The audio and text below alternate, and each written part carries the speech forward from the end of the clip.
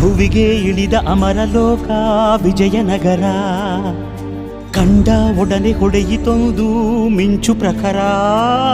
ನನ್ನ ಗಡಿಯೊಳಗೆ ನನ್ನ ಯುಗದೊಳಗೆ ಇಂಥ ಪ್ರತಿರೂಪ ಇರಲಿರಲೆಮಗೆ ಎಂಬ ಹಿರಿಕನಸ ಕಂಡ ಕೆಂಪೇಗೌಡ.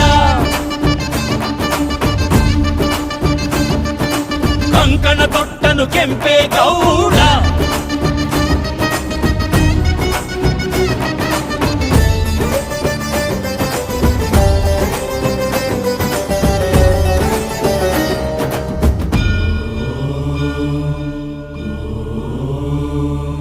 ಕನಸಲ್ಲಿ ಬಂದಳು ತಾಯಿ ದೇವಿ ಅಣ್ಣಮ್ಮ ತಾಯಿ ಜಗನ್ಮಾಯಿ. ಗುರಿ ಸೇರು ಉತ್ತರದಾಯಿ ಎಂದು ಬೆನ್ನಿಂದೆ ನಿಂತ ಮಹಾಮಾಯಿ.